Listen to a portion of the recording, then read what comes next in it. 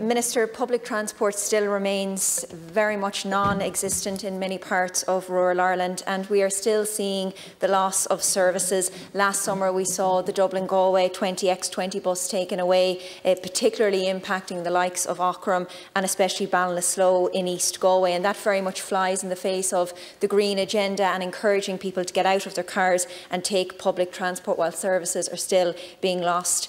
The rollout of Connecting Ireland is welcome, and it's something we have welcomed. However, only 5 million, just over 5 million has been spent on that this year. We need to see that funding front-loaded so we see the services put in place and then build on that. Likewise, Local Link, there has been some long-awaited changes recently. I've seen it in County Roscommon. They are welcome, but we need to see Local Link promoted far better, and we also need to see it continued to be built on going forward.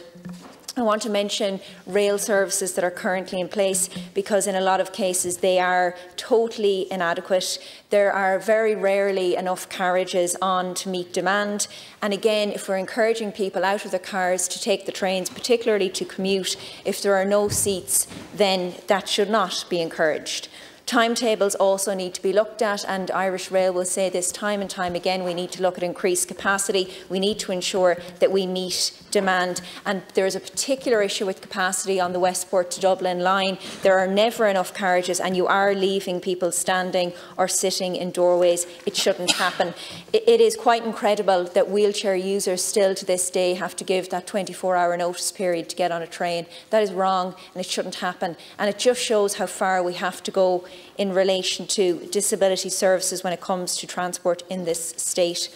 Lastly, I just want to mention the West and North West. The inclusion of the Western Rail Corridor to the 10T in Europe to guarantee that funding is absolutely critical for our region. In 2019, the West and North West was downgraded from a developed region to a region in transition. It's now been downgraded again to a lagging region. This is a serious situation that government are ignoring. That's why our region has been downgraded again. Critical infrastructure is absolutely key, and that includes transport.